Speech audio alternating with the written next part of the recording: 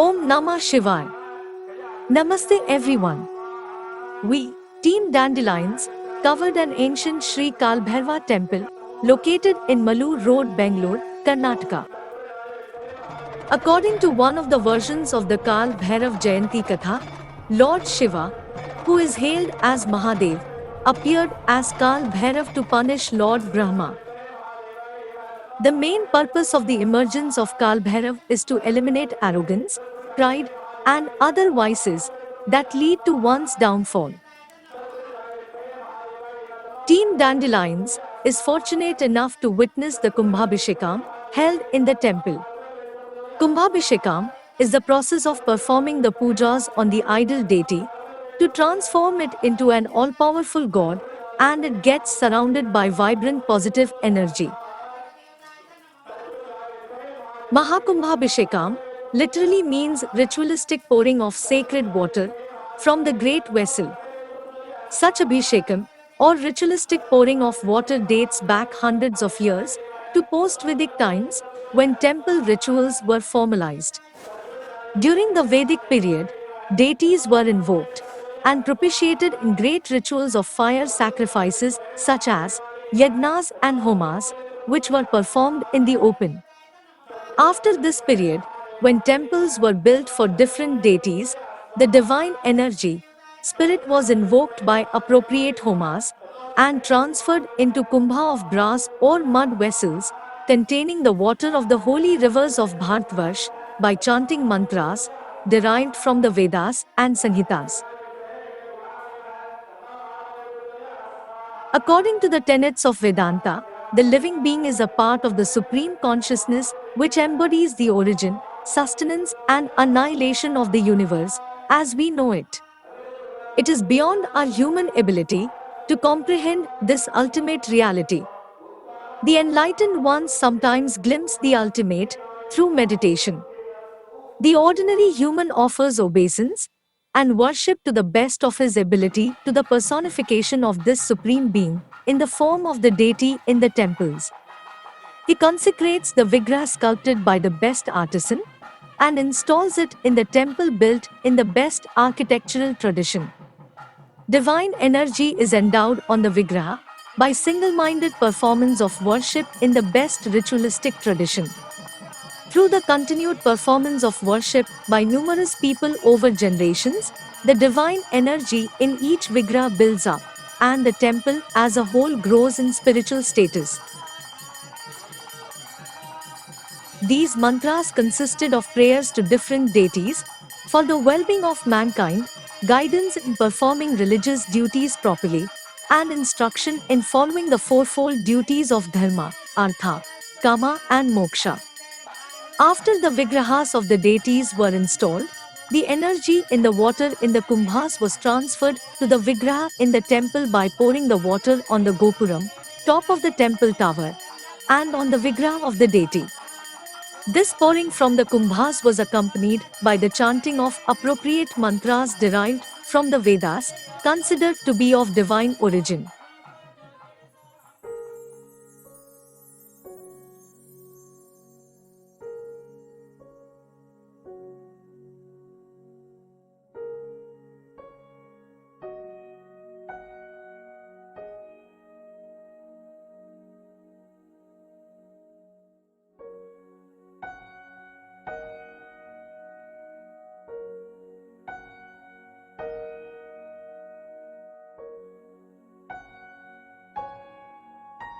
ಹಿಂದಿನ ಕಾಲದಲ್ಲಿ ಚೋಳ ಮಹಾರಾಜರಿದ್ದರು. ಆ ಕಾಲದಲ್ಲಿ 2000 ವರ್ಷಗಳ ಹಿಂದೆ ಈ ದೇವಸ್ಥಾನವನ್ನು ಕಟ್ಟಿರೋದು, ಮತ್ತೆ ಚೋಳರು ಪ್ರತಿಷ್ಠಾಪನೆ ಮಾಡಿರೋದು. ಅಂದ್ರೆ ಹಿಂದಿನ ಕಾಲದಲ್ಲಿ ಚೋಳ ಮಹಾರಾಜರು ನಿಧಿಗೋಸ್ಕರ ಇಲ್ಲಿ ಈ ದೇವಸ್ಥಾನವನ್ನ ಒಂದೇ ರಾತ್ರಿಯಲ್ಲಿ 3 ದೇವಸ್ಥಾನವನ್ನ ಕಟ್ಟಡವನ್ನು ಕಟ್ಟಿ ಹೋಗಿರೋದು. ಒಂದು ಜಡಿಗೆನಲ್ಲಿ, ಇನ್ನೊಂದು ಸೀದಿ ಭೈರವೇಶ್ವರ, ಮತ್ತೆ ತಮಿಳುನಾಡಲ್ಲಿ ತಂಜಾವೂರು ಹತ್ರ ಇದೆ, ಅಲ್ಲಿ ಭೈರವ ಅಂತಿದೆ. ಮತ್ತು ಅದು ಸೀದಿ ಭೈರವೇಶ್ವರ ಮತ್ತು ಇದು ಕಾಲ ಭೈರವೇಶ್ವರ ಮತ್ತೆ ಭೈರವೇಶ್ವರ, ಸೀದಿ ಭೈರವೇಶ್ವರ ಮತ್ತೆ ಒಟಗ ಭೈರವೇಶ್ವರ ಅಂತ, ಸ್ವರ್ಣಾಂತ ಭೈರವೇಶ್ವರ ಅಂತ ಇದೆ. ಅಲ್ಲಿ ಇದೆ. ಮತ್ತೆ ಈ ಚೋಳ ಮಹಾರಾಜರು ಇಂದಿನ ಒಂದು ಕಲ್ಲಲ್ಲಿ ಅವರ ಒಂದು ಬಿಂಬವನ್ನ ಪ್ರತಿಷ್ಠಾಪನೆ ಮಾಡಿದ್ದಾರೆ, ಅದು ಇಲ್ಲಿದೆ.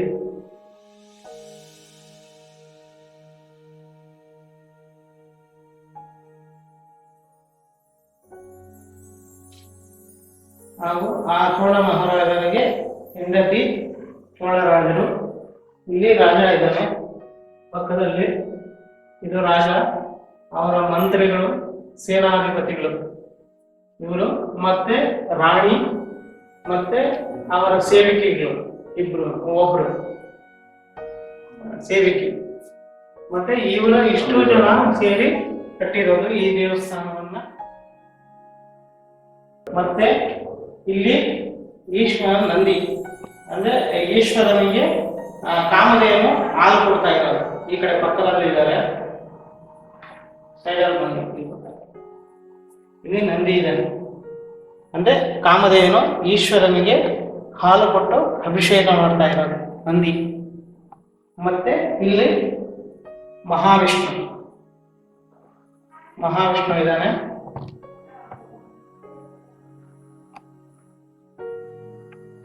ಮಹಾವಿಷ್ಣು ಇಲ್ಲಿ ಶಿವನಿಗೆ ಜಲಾಭಿಷೇಕ ಮಾಡ್ತಾ ಇರೋದು, ಅಂದ್ರೆ ಗಜವಾಹನ ಜಲಾಭಿಷೇಕ, ಅಂದ್ರೆ ಪೂಜೆ ಮಾಡ್ತಾ ಇರೋದು.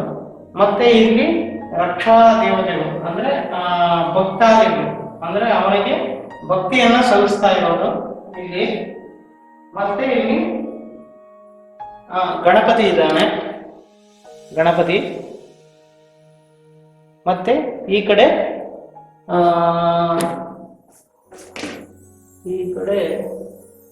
ಮಹಾವಿಷ್ಣು ಈಶ್ವರನ ಒಂದು ರೂಪ, ಅಂದ್ರೆ ದೇವಿಯ ಒಂದು ರೂಪ.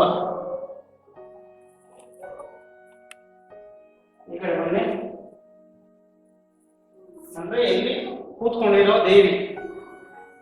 ಈ ದೇವಿಯ ಹೆಸರು ಒಂದು ರಕ್ಷಾ ಕ್ಷೇತ್ರಪಾಲಕಿ ಅಂತ ಹೆಸರು. ಮತ್ತೆ ಇಲ್ಲಿ ತಿರ್ಗಾ ಮತ್ತೆ ಈಶ್ವರನ ಒಂದು ರೂಪ ಡಮರುಕ, ಸರ್ಪ ಇದೆ, ಡಮರು ಇದೆ, ಇಲ್ಲಿ ತ್ರಿಶೂಲ ಇದೆ ಇದು.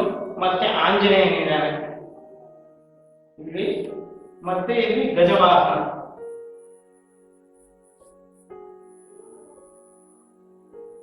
ಇಲ್ಲಿ ಮತ್ತು ವೀರಾಂಜನೇಯ ಇದ್ದಾನೆ. ವೀರಾಂಜನೇಯ ಅಂದ್ರೆ ಸಿಂಹವಾಹನ. ಇಲ್ಲಿ ಲಿಂಗ ಇದೆ ಪಕ್ಕದಲ್ಲಿ, ಇಲ್ಲಿ ಲಿಂಗ ಇದೆ, ಇಲ್ಲಿ ಮತ್ತೆ ವಾಹನ ಅಂದ್ರೆ ಜಿಂಕೆ.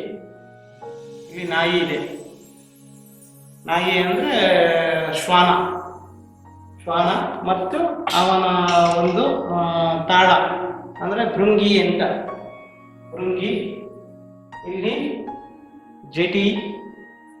ಜಟಾಯಿ, ಭೃಂಗಿ ಜಟಿ ಅಂದ್ರೆ ವೀಣಾ, ಅವನಿಗೆ ನಾದವನ್ನ ತೋರುವುದು ಮತ್ತೆ ಭಜನೆಯನ್ನ ಮಾಡೋದಕ್ಕೆ ಅವರಿಬ್ರು. ಇಲ್ಲಿ ಡಮರು, ಇಷ್ಟು ಈ ಒಂದು ದೇವಸ್ಥಾನದಲ್ಲಿ ಒಂದು ಇದೆ. ಮತ್ತೆ ಇಲ್ಲಿ ಬಂದ್ರೆ ದ್ವಾರಪಾಲಕರಲ್ಲಿ ಜಯ ಅಂದ್ರೆ ಭೃಂಗಿಜಟಿ ಅಂತ ದ್ವಾರಪಾಲಕರು, ಅಲ್ಲೂ ಅಷ್ಟೇ ರಕ್ಷಾ ದೇವತೆಗಳಾದ ಭೃಂಗಿಜಟಿ ಅಂತ. ಮತ್ತೆ ಇಲ್ಲಿ ಒಬ್ರು ದೇವರಿಗೆ ನಮಸ್ಕಾರ ಮಾಡ್ತಾ ಇರೋದು, ಇಲ್ಲಿ ಕೂತ್ಕೊಂಡು ಧ್ಯಾನವನ್ನ ಮಾಡ್ತಾ ಇರೋದು, ಅವನನ್ನ ಧ್ಯಾನ. ಇಲ್ಲಿ ಒಂದು ಅವನನ್ನ ನಮಸ್ಕಾರ ಮಾಡ್ತಾ ಇರೋದು, ಇಲ್ಲಿದ್ದಾರೆ ಸೈಡಲ್ಲಿ ಇದ್ದಾರೆ, ಇಲ್ಲಿ ನಮಸ್ಕಾರ ಮಾಡ್ತಾ ಇರೋದು. ಇದು ಈ ಚೋಳ ಮಹಾರಾಜರು ಹಿಂದಿನ ಕಾಲದಲ್ಲಿ ಈ ದೇವಸ್ಥಾನವನ್ನ ಕಟ್ಟಿ 2000 ವರ್ಷಗಳ ಹಿಂದೆ ದೇವಸ್ಥಾನವನ್ನು ಕಟ್ಟಿದ್ದಾರೆ. ಕಟ್ಟಿದಾದ ಮೇಲೆ ಅವರ ನಿಧಿಯನ್ನ ಸಂರಕ್ಷಣೆಗಾಗಿ ಆ ದೇವರ ಕೆಳಗಡೆ ಒಂದು ಎಷ್ಟೋ ಆಳದಲ್ಲಿ, ಅಂದ್ರೆ ಒಂದು 200 ಅಡಿ ಇಲ್ಲ 300 ಅಡಿ ಆಳದಲ್ಲಿ ಆ ನಿಧಿಯನ್ನ ಇಟ್ಟು, ಆ ನಿಧಿಯ ಮೇಲೆ ಕಾಲಭೈರವನ್ನ ಮತ್ತೆ ಈಶ್ವರ ಮತ್ತೆ ದ್ವಾರಶಕ್ತಿ ಮತ್ತೆ ಗಣಪತಿ ಇಷ್ಟನ್ನ ಪ್ರತಿಷ್ಠಾಪನೆ ಮಾಡಿ ಹೊರಡುತ್ತಾರೆ. ಆಗ ತದನಂತರ ಕಾಲಭೈರವನನ್ನ ಅಂಶವಾದ ಶ್ರೀ ಮಾಳಮ್ಮ ಅಂತ ಅಂದ್ರೆ ಹಿಂದಿನ ಜನ್ಮದಲ್ಲಿ ಪ್ರೇಯಸಿಯಾಗಿರ್ತಾಳೆ, ಅವನನ್ನ ಮದುವೆ ಆಗ್ಬೇಕು ಅಂತ ಹೇಳ್ತಾರೆ. ಆಗ ಮಾಳಮ್ಮ ಕಾಲಭೈರವ ಹೇಳ್ತಾನೆ, ನಾನು ನಿನ್ನನ್ನು ಮದುವೆ ಆಗೋಕ್ಕಾಗಲ್ಲ, ನಾನು ಬ್ರಹ್ಮಚಾರಿ, ಆದ್ದರಿಂದ ನೀನು ನನ್ನ ಪಕ್ಕದಲ್ಲಿ ತಂಗಿಯಾಗಿ ನೆಲೆಸ್ತೀಯ ಅಂದ್ಬಿಟ್ಟು ವರವನ್ನ ಕೊಡ್ತಾಳೆ. ಆಯಿತು ಅಂದ್ಬಿಟ್ಟು ಆ ವರವನ್ನ ಸ್ವೀಕರಿಸಿ ತದನಂತರ ಆ ತಾಯಿ ಹೊರಟೋಗ್ತಾನೆ. ಆಗ ಇವನು ಧ್ಯಾನದಲ್ಲಿ ಕೂತಿರ್ತಾನೆ, ಬಂದು ಇಲ್ಲಿ ಪ್ರತಿಷ್ಠಾಪನೆ ಮಾಡಿ ಹೋಗಿರ್ತಾರೆ. ಮತ್ತೆ ತಾನು ಇದೇ ಊರಿನ ಒಂದು ಮಧ್ಯಭಾಗದಲ್ಲಿರುವ ಒಡಿಗೆಳ್ಳಿ ಅಂತ ಆ ಊರಿರುತ್ತೆ. ಆ ಊರಿಗೆ ಗಂಡನ ಮನೆಯಿಂದ ತವರಿನ ಮನೆಗೆ ಹೋಗ್ತಾಳೆ. ಆ ತವರು ಮನೆಗೆ ಬಾಣಂತನಕ್ಕೆ ಅಂತ ಹೋಗ್ತಾಳೆ. ಆ ಬಾಣಂತನವನ್ನ ಮುಗಿಸಿಕೊಂಡು ಮತ್ತೆ ಆ ಗಂಡನ ಮನೆಗೆ ಅಣ್ಣ ಮತ್ತು ತಂಗಿ ಇಬ್ಬರು ಇದೇ ದಾರಿಯಲ್ಲಿ ಬರುತ್ತಾರೆ. ಬಂದು ಆ ತಾಯಿಗೆ ಇಂದಿನ ಒಂದು ಪ್ರಚೋದನೆ ಆಗುತ್ತೆ. ಆಗ ಅಣ್ಣನ ಕೈಗೆ ಮಗುವನ್ನ ಕೊಟ್ಟು ತಾನು ಸ್ನಾನಕ್ಕೆ ಹೋಗ್ತಾಳೆ. ಇಲ್ಲೇ ಒಂದು ಬಾವಿ ಇದೆ, ಆ ಬಾವಿಯಲ್ಲಿ ಸ್ನಾನ ಮಾಡಿ ತದನಂತರ ದೇವಸ್ಥಾನದೊಳಗಡೆ ಬಂದು ಆತ ಭೈರವೇಶ್ವರನ ಒಂದು ಪ್ರಚೋದನೆಯ ನಂತರ ಆ ತಾಯಿ ಹೋಗಿ ಐಕ್ಯ ಆಗ್ತಾಳೆ. ಮತ್ತೆ ಆ ತದನಂತರ ಅಣ್ಣ ಎಷ್ಟೋ ಹೊತ್ತಿನಾದ್ರೂ ಆ ತಂಗಿ ಬರುವುದಿಲ್ಲ ಆಚೆ. ಆಗ ಮತ್ತೆ ಆ ಅಣ್ಣನಾದನು ಒಳಗಡೆ ಬಂದು ಮಾಳಮ್ಮ ಅಂತ 3 ಸರಿ ಪ್ರತಿಧ್ವನಿಯನ್ನ ಕೇಳ್ತಾಳೆ. ಆಗ ಪ್ರತಿಧ್ವನಿ ಮಾತ್ರ ಕೇಳಿಸ್ತಾ ಇರುತ್ತೆ, ಆ ತಾಯಿ ಬರಲ್ಲ ಈಚೆ. ಆಗ ಅಣ್ಣನಾದನು ತಂಗಿನ ಕೇಳ್ತಾನೆ, ಮಗುನೇನಮ್ಮ ಮಾಡ್ತೀಯ ಅಂತ ಕೇಳಿದಾಗ ಮಗುವಿನನ್ನ ತನ್ನ ಇದೇ ಹೊಸಲಿನ ಮೇಲೆ ಇಟ್ಟು ಆ ಹಿಂದೆ ತಿರ್ಕೋ, ಅಂದ್ರೆ ನೀನು ಮುಖವನ್ನ ಪಶ್ಚಿಮಾಭಿಮುಖವಾಗಿ ನೀನು ನಿಂತ್ಕೊ ಅಂದಾಗ, ಆಗ ಮಗುವನ್ನ ಇಟ್ಟು ಅವನು ತಿರ್ಕೊಂಡಾಗ ಆ ಮಗುವನ್ನ ಇಟ್ಕೊಂಡು ಐಕ್ಯ ಆಗ್ತಾನೆ. ಅದು ಶಿಲೆ ಆಗಿದೆ. ಮತ್ತು ತದನಂತರ ಅಣ್ಣನ ತನ್ನ ಪಾಡಿಗೆ ತಾನು ತನ್ನ ಊರಿಗೆ ಹೊರಟೋಗ್ತಾನೆ. ಇದು ಆ ಮಾಳಮ್ಮ ಮತ್ತು ಕಾಲಭೈರವನ ತಂಗಿಯ ಒಂದು ಇತಿಹಾಸ. ಇದಕ್ಕೆ ಪ್ರತೀತಿಯಾಗಿ ಈ ಒಂದು ದೇವಸ್ಥಾನದಲ್ಲಿ ಸಪ್ತಮಾತೃಕಾ ಅಂತ ಒಂದು ಬೆಟ್ಟ ಇದೆ. ಅಲ್ಲಿ 7 ಜನ ತಾಯಂದಿರುಗಳಿರ್ತಾರೆ. ಆ ತಾಯಂದಿರ ಜೊತೆಯಲ್ಲಿ ಅವರು ಇರ್ತಾರೆ, ಕಾಲಭೈರವ ಮತ್ತೆ ಮಾಳಮ್ಮ ಇರ್ತಾರೆ. ಮತ್ತು ಪ್ರತಿ ವರ್ಷದಂತೆ 12 ವರ್ಷಕ್ಕೆ ಒಂದು ಸಾರಿ ಜಾತ್ರೆ ನಡೆಯುತ್ತೆ. ಆ ಜಾತ್ರೆ ಟೈಮಲ್ಲಿ ಅಗ್ನಿಗೊಂಡನವನ್ನು ಹಾಕಿ ಅದೇ ಜಾತ್ರೆಯಲ್ಲಿ ಆ ತಾಯಿಗೆ ಅಗ್ನಿಗೊಂಡವನ್ನ ಪ್ರವೇಶ ಮಾಡಿ ಆ ತಾಯಿಯನ್ನ ಇಲ್ಲಿ ಇದು ಮಾಡ್ತಾರೆ. ಮತ್ತು ಊರಿನಲ್ಲಿ ಒಂದು ದೇವಸ್ಥಾನ ಇದೆ. ಆ ದೇವಸ್ಥಾನದಲ್ಲಿ ಕರಗಪರಮೇಶ್ವರಿ ಅಂತ ಇದು. ಆ ಕರಗಪರಮೇಶ್ವರಿಗೆ 12 ವರ್ಷದ ನಂತರ ಜಾತ್ರೆಯನ್ನ ಮಾಡ್ತಾರೆ. ಆ 12 ವರ್ಷದಲ್ಲಿ ತನ್ನ ಮಕ್ಕಳು ಯಾರು ಇರ್ತಾರ ಆ ಮಕ್ಕಳಿಗೆ ಕೂದಲನ್ನ ಕೊಡ್ತಾರೆ. ಮತ್ತೆ ಆ ತಾಯಿಗೆ ಇದಿರಲ್ಲ, ಮದುವೆ ಆಗಿರಲ್ಲ. ಈ ತಾಯಿಗೆ ಮದುವೆ ಆಗಿರುತ್ತೆ. ಅಂದ್ರೆ 2 ಭಾಗದಲ್ಲಿದೆ. ಒಂದು ಕರಗಪರಮೇಶ್ವರಿ, ತಂಗಿ, ಅಣ್ಣ ತಂಗಿ ಅಂತ ಇಬ್ರು ಇರ್ತಾರೆ. ಅಣ್ಣ ತಂಗಿಯಂದ್ರು ಅಂತ ಆ ಅಕ್ಕ ಒಬ್ಳು, ತಂಗಿ ಒಬ್ಳು, ಕರಗಪರಮೇಶ್ವರಿ ಅಂತ 2 ದೇವತೆಗಳಿದ್ದಾರೆ. ಆ ಗ್ರಾಮದಲ್ಲಿ, ನಮ್ಮ ಗ್ರಾಮದಲ್ಲಿ ಆ ಒಂದು ದೊಡ್ಡ ತಾಯಿಗೆ ಮದುವೆ ಆಗಿರುತ್ತೆ, ಚಿಕ್ಕ ತಾಯಿಗೆ ಮದುವೆ ಆಗಿರಲ್ಲ ಕರಗಪರಮೇಶ್ವರಿಗೆ. ಅದಕ್ಕೋಸ್ಕರ 12 ವರ್ಷದ ನಂತರ ಮತ್ತೆ ಆ ಜಾತ್ರೆಯನ್ನ ಮಾಡಿ ಈ 12 ವರ್ಷಕ್ಕೆ ಮಲ್ಲಿಗೆ ಹೂವನ್ನ ಇಟ್ಟರೆ ಇನ್ನು ಬರೋ 12 ವರ್ಷಕ್ಕೆ ಆ ಮಲ್ಲಿಗೆ ಹೂವನ್ನು ತೆಗೆಯೋದು.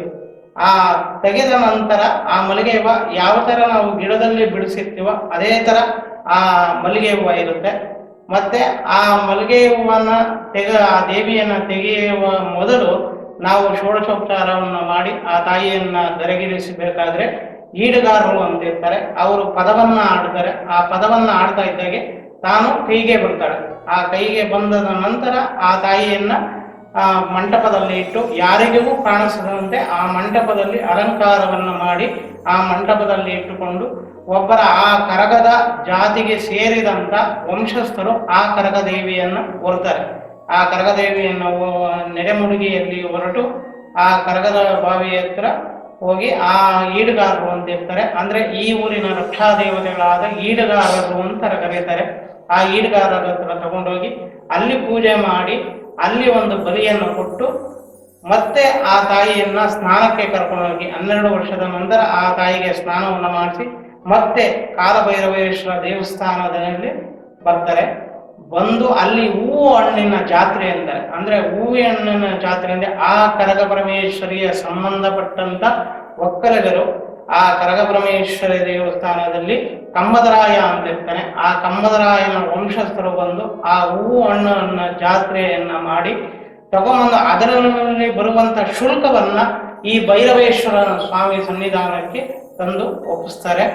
ಆ ಒಪ್ಪಿಸಿದ ನಂತರ ಮತ್ತೆ ಆ ಮರುದಿನ ಬೆಳಗ್ಗೆ ಆ ತಾಯಿಯನ್ನ ಅಲ್ಲಿಗೆ ಪ್ರತಿಷ್ಠಾಪನೆ ಮಾಡ್ತಾರೆ. ಇದೇ ತರ 1 ವಾರ ಸತತವಾಗಿ ಒಂದು ಅಮಾವಾಸ್ಯೆಯಿಂದ ಇನ್ನೊಂದು ಅಮಾವಾಸ್ಯೆಯವರೆಗೂ ಆ ತಾಯಿಯನ್ನ ಇದೇ ತರ ತಗೊಂಡ್ಬಂದು ಈ ಸ್ವಾಮಿಯನ್ನ ಸನ್ನಿಧಿಯಲ್ಲಿ ಇಟ್ಟು ಪೂಜೆ ಮುಗಿಸ್ಕೊಂಡು ಹೋಗ್ತಾರೆ. ಹೋಗಿದ ನಂತರ ತನ್ನ ಜಾತ್ರೆಯಲ್ಲಿ ದೀಪವನ್ನ ಮಾಡ್ತಾರೆ. ಅಂದ್ರೆ ಹೊಸದಾಗಿ ಮದುವೆ ಆಗಿರುವಂತ ಅವರಿಗೆ ರೇಷ್ಮೆ ಸೀರೆ ಮತ್ತು ಕಾಲುಂಗುರ ಮತ್ತು ಕಂಚಿನ ತಟ್ಟೆಯನ್ನ ಕೊಟ್ಟು ಅವರಿಗೆ ಆ ದೀಪವನ್ನ ಕೊಡ್ತಾರೆ. ಆ ದೀಪ ಅದನ್ನು ಉಟ್ಟುಕೊಂಡು ಮತ್ತೆ ಆ ದೀಪವನ್ನ ಹೊತ್ತುಕೊಂಡು ಮತ್ತೆ ಆ ತಾಯಿಯನ್ನ ತಗೊಂಡೋಗಿ ಆ ಕಂಬದರಾಯನ ಅಂತ ಫಸ್ಟ್ ಹೊಳೆ ಆಡಿಸಿ ಕೊಡ್ತಾರೆ. ಹೊಳೆ ಆಡಿಸಿ ಅಂದ್ರೆ ಆ ದೇವಿಯನ್ನ ಸ್ನಾನವನ್ನ ಮಾಡಿಸಿ ಕಣ್ಣಿನಿಂದ ಬಟ್ಟೆಯನ್ನು ಕಟ್ಟಿಕೊಂಡು ಮೂಗಿನ ನಮ್ಮ ಶ್ವಾಸ ಮತ್ತೆ ಕಣ್ಣಿನ ದೃಷ್ಟಿ ಆ ತಾಯಿ ಮೇಲೆ ಬಿಡಬಾರದು. ಒಬ್ಬ ಬ್ರಾಹ್ಮಣರು ಆ ಬ್ರಾಹ್ಮಣರ ಮುಖೇಂದ್ರವಾಗಿ ಆ ದೇವಿಯನ್ನ ತಗೊಂಡ್ಬಂದು ಕಂಬದರಾಯನ ಹತ್ರ ಇಟ್ಟು ಅಲ್ಲಿ ಮದುವೆಯನ್ನ ಮಾಡ್ತಾರೆ.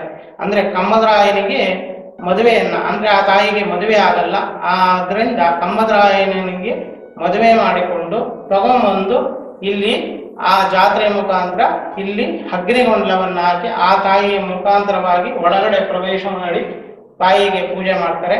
ಇದು 12 ವರ್ಷಕ್ಕೆ ಬರುವಂತ ಜಾತ್ರೆ. ಆ ಜಾತ್ರೆಯ ನಂತರ ತಗೊಂಡೋಗಿ ಅಮಾವಾಸ್ಯೆ ದಿನನೇ ಆ ತಾಯಿಯನ್ನ ಮತ್ತೆ ಮಲ್ಲಿಗೆ ತುಂಬಿ ಏರಿಸ್ಬಿಟ್ರೆ ಇನ್ನು ಬರೋ 12 ವರ್ಷದ ನಂತರ ಈ ಪೂಜೆಯನ್ನ ಸಲ್ಲಿಸೋದು. ಮತ್ತೆ ಈ 12 ವರ್ಷದ ನಂತರ ಮತ್ತೆ ಊರಿನ ಎಲ್ಲಾ ಗ್ರಾಮಸ್ಥರು, ಸುತ್ತಮುತ್ತಲಿನ ಎಲ್ಲಾ ಗ್ರಾಮಸ್ಥರು ಬಂದು ಊರಿನವರು 12 ಊರುಗಳಿವೆ, ಆ 12 ಊರುಗಳನ್ನು ಸೇರಿ ಈ ಜಾತ್ರೆಯನ್ನು ಮಾಡ್ತಾರೆ.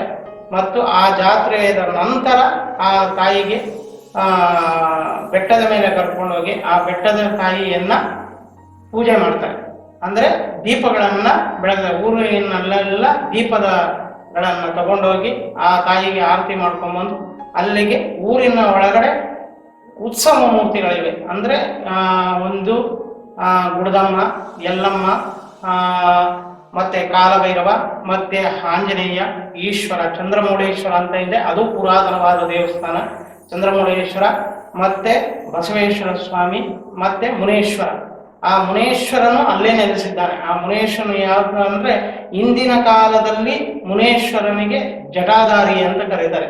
ಅಂದ್ರೆ ಮುನಿ ಪುಂಗವ ಅಂತ, ಅಂದ್ರೆ ಮುನಿಯ ಒಂದು ಹೆಸರಿನಲ್ಲಿ ಜಟಾಧಾರಿ ಅಂತ. ಆ ಜಟಾಧಾರಿಯನ್ನ ಅಲ್ಲೇ ಪ್ರತಿಷ್ಠಾಪನೆ ಮಾಡಿದರೆ ಅವನ ಜೊತೆಗೆ ಅವರನ್ನ ತಾಯಿಯನ್ನ ಆರಾಧನೆ ಮಾಡಿಕೊಂಡು ಮತ್ತೆ ಜಡಗೇನಹಳ್ಳಿ ಅಂತ ಬರೋದಕ್ಕೆ ಕಾರಣ ಜಡೆಮುನೀಶ್ವರ ಅಂತ ಅಲ್ಲಿ ಪ್ರಸಿದ್ಧಿಯಾಗಿದ್ದಾನೆ. ಅಲ್ಲೇ ಪ್ರತಿಷ್ಠಾಪನೆ ಆಗಿರೋದು, ಅದು ಐಕ್ಯ ಆಗಿದೆ ಅಲ್ಲೇ ಸಪ್ತಮಾತೃಕ ಪಕ್ಕದಲ್ಲಿ.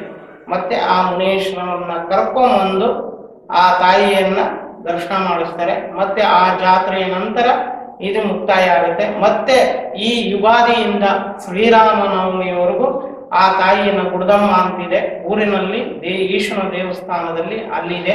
ಆ ಗುಡದಮ್ಮ ಯಲ್ಲಮ್ಮನ ತಗೊಂಡೋಗಿ ಯುಗಾದಿ ಹಬ್ಬ ದಿನ ತಗೊಂಡೋಗಿ ಅಲ್ಲಿ ಬೆಟ್ಟದ ಮೇಲೆ ಇಟ್ಟುಕೊಂಡು 9 ದಿನ ಆ ಶ್ರೀರಾಮನವಮಿ ಕಳೆಯುವವರೆಗೂ ಅಲ್ಲೇ ಇಟ್ಟು ಆ ತಾಯಿಯನ್ನ ಪೂಜೆ ಮಾಡ್ತಾರೆ.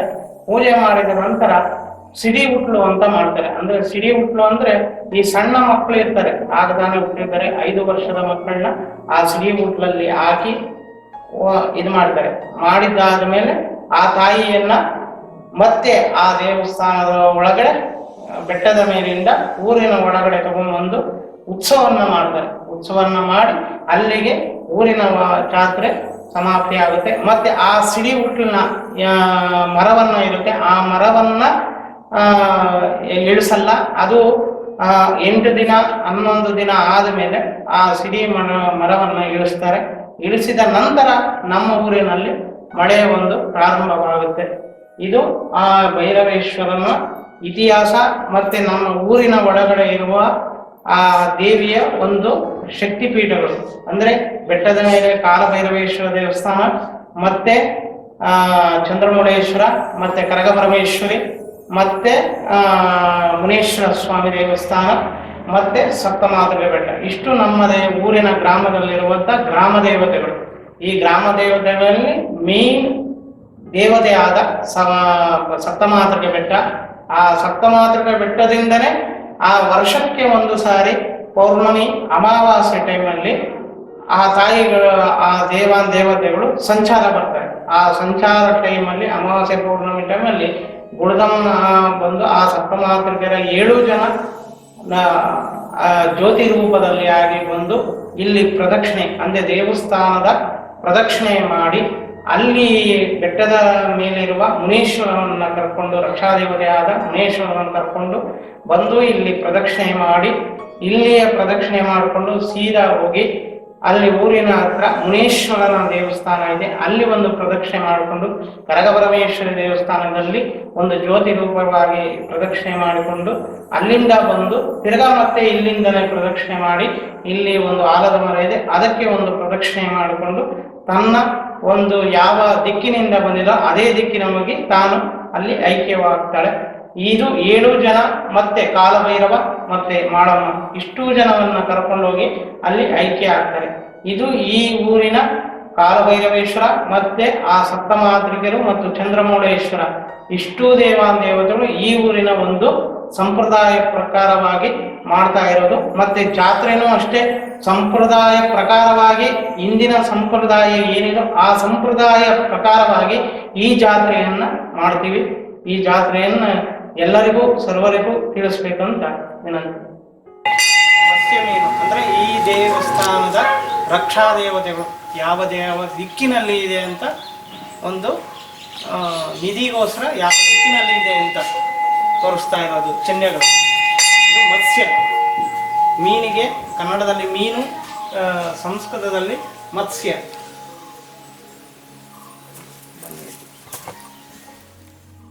ಅಂತ.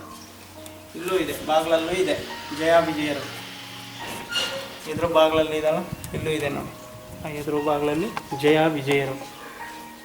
ಅಂದರೆ ಇದರಲ್ಲಿ ಮಹಾವಿಷ್ಣುವಿನ ಸ್ವರೂಪರಾದಂಥ ಇಬ್ಬರು ಜಯ ವಿಜಯರು ಅಂತಾರೆ. ಇಲ್ಲಿ ಭೃಂಗಿ ಜಟಿಗಳು ಅಂತಾರೆ. ಮತ್ತೆ ಈ ತ್ರಿಶೂಲದಲ್ಲಿ ಧ್ವಜಸ್ತಂಭದಲ್ಲಿ ತ್ರಿಶೂಲ, ಗಣಪತಿ ಮತ್ತೆ ಚಕ್ರ ಮತ್ತೆ ಈಶ್ವರ. ಆ ಕಂಬದಲ್ಲಿರೋದು ರಕ್ಷಾದೇವತೆಯಾದ ಧ್ವಜಸ್ತಂಭ. ಅದು ಇಂದಿನ ಕಾಲದಲ್ಲಿ ಛೇದನ ಮಾಡಿಬಿಟ್ಟಿದ್ದಾರೆ. ಛೇದನ ಅಂದರೆ ಅವರೇ ಮಾಡಿಬಿಟ್ಟು ಹೋಗ್ಬಿಟ್ಟಿದ್ದಾರೆ, ಅದು ಹಾಗೇ ಇದೆ ಆ ಕಲ್ಲು. ಈ ನಿಧಿ ಒಳಗಡೆ ಸರ್ಪಗಳಿವೆ. ಅದು ಇದು ಸರ್ಪ, ಇದೆಲ್ಲ ಸರ್ಪ. ಇಲ್ಲಿ ಒಂದು ಸರ್ಪ, ಒಂದು ಗಜ, ಒಂದು 2 ಮತ್ಸ್ಯ. ಮತ್ಸ್ಯ ಅಂದ್ರೆ ಮೀನು, 2 ಮತ್ಸ್ಯಗಳು. ಇಲ್ಲಿ ದೇವರ ಒಂದೇ ಗರ್ಭಗುಡಿ, ಅಂದ್ರೆ ಒಂದೇ ಕಲ್ಲಿನಲ್ಲಿ ಇರುವಂತ ಗರ್ಭಗುಡಿ. ಒಂದೇ ಒಳಗಡೆ ಗರ್ಭ ಮತ್ತೆ ದ್ವಿತೀಯ ಗರ್ಭದಲ್ಲಿ ಒಂದೇ ಕಲ್ಲಿನ ಇದರಲ್ಲಿ ಇರೋದು ದೇವರ ಕೆಳಗಡೆ. ಮತ್ತೆ ಇಲ್ಲಿ ಗಜವಾಹನ ಮತ್ತೆ ಗಜ, ಅದು ಆ ದಿಕ್ಕಿನಲ್ಲಿ ತೋರಿಸ್ತಾ ಇದೆ. ಒಂದು ಆ ದಿಕ್ಕು ಮತ್ತೆ ಈ ದಿಕ್ಕು. ಇದರಲ್ಲಿ ಒಂದು ಆನೆ ಗಜವಾಹನ, ಇನ್ನೊಂದು ಮತ್ಸ್ಯ, ಮತ್ತೆ ಒಂದು ಕೂರ್ಮ. ಕೂರ್ಮ ಅಂದರೆ ಕನ್ನಡದಲ್ಲಿ ಆಮೆ, ಸಂಸ್ಕೃತದಲ್ಲಿ ಕೂರ್ಮ. ಕೂರ್ಮ ಅಂದರೆ ಕೂರ್ಮಾಸನ ಅಂತಾರೆ. ಆಮೆಗೆ ಕೂರ್ಮಾಸನ. ಕೂರ್ಮ ಮತ್ತು 2 ಸರ್ಪಗಳು. ಇದು ಇತಿಹಾಸ ಉಳ್ಳದು. ಈ ದೇವಸ್ಥಾನಕ್ಕೆ ಇತಿಹಾಸ ಉಳ್ಳದು. ಇದು ಇದು 2000 ವರ್ಷಗಳ ಹಿಂದೆ ಕಟ್ಟಿದ, ಅಂದರೆ ನಮ್ಮ ತಾತ ಮುತ್ತಾತನ ಕಾಲದಿಂದ ಮಾಡ್ಕೊಂಡು ಬರ್ತಿದ್ವಿ. ಇದು ಇತಿಹಾಸ ಇರೋ ದೇವಸ್ಥಾನ, ಮತ್ತು 2000 ವರ್ಷಗಳ ಹಿಂದೆ ಕಟ್ಟಿರೋದು ಅಂತ ಒಂದು ಪ್ರತೀತಿ. ಆದರೆ ಇದ್ರ ಇತಿಹಾಸ ತೊಗೊಬೇಕಂದ್ರೆ ಇತಿಹಾಸ ಒಂದು ಬುಕ್ ಸ್ಟೋರ್ ಇರುತ್ತೆ, ಅಲ್ಲಿ ಹೋಗಿ ತೆಗೆದಾಗ ಈ ದೇವಸ್ಥಾನದ ಇತಿಹಾಸ ಸಿಗುತ್ತೆ. ರಾಹು ಕಾಲದಲ್ಲಿ ಪೂಜೆ ಮಾಡಬೇಕು. ಅಂದರೆ ರಾಹು ಕಾಲದಲ್ಲಿ ಪೂಜೆ ಮಾಡಿದರೆ ನಮ್ಮ ಜಾತಕದಲ್ಲಿ ಏನೇ ದೋಷಗಳಿದ್ದರು, ಮತ್ತು ರಾಶಿ ಜನ್ಮ ನಕ್ಷತ್ರ ಏನೇ ದೋಷ ಇದ್ದರೂ, ನಮ್ಮ ದೇಹದಲ್ಲಿ ಏನೇ ರೋಗ ರುಜಿನಗಳು ಇದ್ದರೂ ಅದನ್ನೆಲ್ಲ ಪರಿಹಾರ ಮಾಡುತ್ತೆ. ಮತ್ತು ನಮ್ಮ ದೇಹದಕ್ಕೆ ಸಂಬಂಧಪಟ್ಟದ ಯಾವ ಅಂಗದಲ್ಲಿ ಏನೇ ದೋಷ ಪರಿಹಾರ ಆಗುತ್ತೆ. ಮತ್ತು ನಮ್ಮ ಪೂರ್ವ ಜನ್ಮ ಏನು ಕರ್ಮಗಳಿರುತ್ತೋ ಆ ಕರ್ಮಗಳನ್ನು ಕಳೆಯುತ್ತೆ. ಮತ್ತು ಏನೇ ಯಂತ್ರ ಮಂತ್ರ ತಂತ್ರ ದೋಷಗಳಿದ್ದರೂ ಅದು ಈ ಕಾಲಭೈರವನ ಮುಖಾಂತರ ಪರಿಹಾರ ಆಗುತ್ತೆ. ಈ ಅಷ್ಟಮಿ ದಿನ ಪೂಜೆ ಮಾಡೋದು ಏನಕ್ಕಂದರೆ ಈ ಅಷ್ಟಭೈರವರು ಅಂತಾರೆ. ಅಂದರೆ ಆ ಅಷ್ಟಭೈರವ ಅಂತ ಒಂದು ಹೆಸರಿದೆ. ಆ ಅಷ್ಟಭೈರವರು ಆ ಅಷ್ಟಮಿ ದಿನ ಪೂಜೆ ಮಾಡಬೇಕು, ಆ ನಿವಾರಣೆ ಆಗುತ್ತೆ. ಆ ಅಷ್ಟಭೈರವರ ಹೆಸರು ಆನಂದ ಭೈರವ, ಗುರುಭೈರವ, ಚಂಡಭೈರವ, ಕ್ರೋಧ ಭೈರವ, ಉನ್ಮತ್ತ ಭೈರವ, ಸಹಸ್ರ ಭೈರವ, ಭೀಷಣ ಭೈರವ, ಕಪಾಲ ಭೈರವ, ಮತ್ತು ಸರ್ಪ ಭೈರವ, ಜಟಾಧಾರ ಭೈರವ, ಮತ್ತು ರುಂಡ ಭೈರವ. ಇಷ್ಟು ಈ ಅಷ್ಟಭೈರವರು ಇರ್ತಾರೆ. ಆ ಅಷ್ಟಭೈರವರಿಗೆ ಈ ಅಷ್ಟಮಿ ದಿನ ಮಾಡಿದ್ರೆ ಸರ್ವರೋಗ ನಿವಾರಣೆ. ಮತ್ತು ಈ ಅಂದರೆ ಕೂಷ್ಮಾಂಡ ಸಹಿತ ಈ ದೀಪವನ್ನು ಹಚ್ಚಿ ಆ ಭಗವಂತನಿಗೆ ಬೆಳಗ್ಗೆ ಆ ರಾಹು ಕಾಲದಲ್ಲಿ ಪೂಜೆ ಮಾಡಿದರೆ, ರಾಹು ಅಂದರೆ ಆ ರಾಹುವಿನಿಂದ ಬರುವಂಥ ಯಾವುದೇ ದೋಷಗಳಿದ್ದರೂ ಅದು ಪರಿಹಾರವಾಗುತ್ತೆ. ರಾಹು ಕಾಲ ಅಂದರೆ ಕಾಲದಲ್ಲಿ ಯಾವ ನಿರ್ನಾಮವನ್ನು ಮಾಡುವುದಕ್ಕೆ ಕಾಲಭೈರವ ಅಂತ ಕರೀತಾರೆ, ಮತ್ತು ಕಾಲಾಷ್ಟಮಿ ಅಂತ ಕರೀತಾರೆ. ಕಾಲಭೈರವ, ಕಾಲಾಷ್ಟಮಿ ಮತ್ತು ಭೈರವಾಷ್ಟಮಿ ಮತ್ತು ಕಾಲಭೈರವ ಜಯಂತಿ, ಅಂದರೆ ಅವನ ಜನ್ಮ ತಾಳಿದ ದಿನಕ್ಕೆ ಕಾಲಭೈರವ ಜಯಂತಿ ಅಂತ ಕರೀತಾರೆ. ಓಕೆ, ಇದು ಈಶ್ವರ ಮತ್ತೆ ನಂದಿ. ಮಾಳಮ್ಮನ ಪಕ್ಕದಲ್ಲಿ ಇಲ್ಲಿ ಕುಳಿತು ಆಗ್ಲೇ ಹೇಳಿದ್ರಲ್ಲ, ಮಾಳಮ್ಮನ ಕೈ ಮತ್ತೆ ಮಗು. ಮಾಳಮ್ಮನ ಕೈಯಲ್ಲಿ ಕಮಲದ ಹೂವು, ಮತ್ತೆ ಇಲ್ಲಿ ಮಾಳಮ್ಮನ ಮಗು ಇಲ್ಲಿ ಪಕ್ಕದಲ್ಲಿ ಇದೆ. ಮಾಳಮ್ಮನ ಮಗು. ಕಾಲಭೈರವನಿಗೆ ಡಮರು ಒಂದು ಕೈಯಲ್ಲಿ, ಅಂದ್ರೆ ಬಲಭಾಗದಲ್ಲಿ ಡಮರು, ಮತ್ತೆ ಬಲಭಾಗದಲ್ಲಿರುವುದ ಕೈಯಲ್ಲಿ ತ್ರಿಶೂಲ, ಮತ್ತೆ ಈ ತಲೆಯಲ್ಲಿರುವುದು ಜಟಾಧಾರಿ, ಮತ್ತೆ ಈ ಭಾಗದಲ್ಲಿರುವ ಒಂದು ಢಮರು ಮತ್ತು ಪಾಶ. ಪಾಶ ಅಂದ್ರೆ ಕೊಳ್ಳಿ, ಪಾಶ ಅಂತಾರೆ, ಪಾಶ. ಮತ್ತು ಈ ಕೈಯಲ್ಲಿರೋದು ಎಡಭಾಗದಲ್ಲಿರುವಂಥದ್ದು ಕಪಾಲ, ಮತ್ತೆ ಈ ಕೆಳಭಾಗದಲ್ಲಿರುವುದು ಸರ್ಪ. ಇದು ಸರ್ಪ. ಇದಕ್ಕೆ ವಾಹನ ಇಲ್ಲ, ಅದಕ್ಕೋಸ್ಕರ ಕಪಾಲ ಭೈರವ ಅಂತ ಹೆಸರು. ಆದರೂ ಕೂಡ ನಾವು ಇಂದಿನ ಕಾಲದಿಂದ ಕರೆಯುತ್ತಾ ಇರೋದು ಕಾಲಭೈರವೇಶ್ವರ ಅಂತ ಹೆಸರು. ಇದು ಈ ಪೀಠ. ಇದು ಕಾಲಭೈರವನಿಗೆ ಈ ಒಂದು ಕಲ್ಲು, ಅಂದ್ರೆ ಈ ಕೊನೆಯ ಕಲ್ಲಿಂದ ಆ ಕೊನೆಯ ಕಲ್ಲಿನವರೆಗೂ ಒಂದೇ ಕಲ್ಲಿನ ಚಪಡಿ.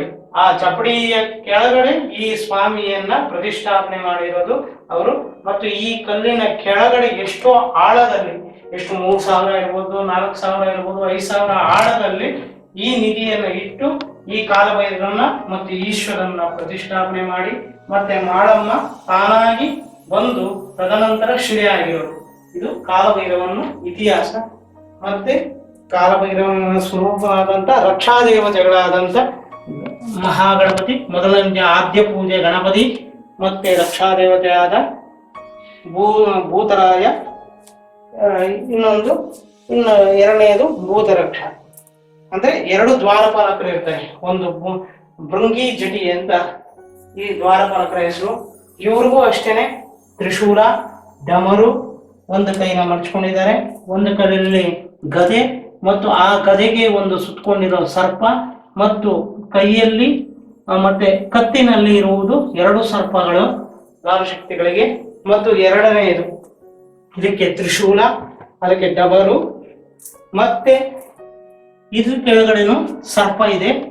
ಇದಕ್ಕೆ ಸರ್ಪ ಅಂದ್ರೆ ಎರಡು ತರ ಸರ್ಪ ಇದೆ, ಒಂದು ಸಿಂಹ ಸ್ವಪ್ನ ಮತ್ತು ಇದು ಎರಡು ಇದೆ. ಇಲ್ಲಿಯೂ ಅಷ್ಟೇ ಎರಡು ಸರ್ಪಗಳು ಅವರಿಗೆ ಇರುತ್ತವೆ. ಇದಕ್ಕೆ ದ್ವಾರ ಶಕ್ತಿಗಳಿಗೆ ಈಶ್ವರನು ಎಲ್ಲಿ ಯಾವ ಜಾಗದಲ್ಲಿ ಇರ್ತಾರೋ ಆ ಜಾಗದಲ್ಲಿ ದ್ವಾರ ಶಕ್ತಿಗಳು ಇರ್ತವೆ.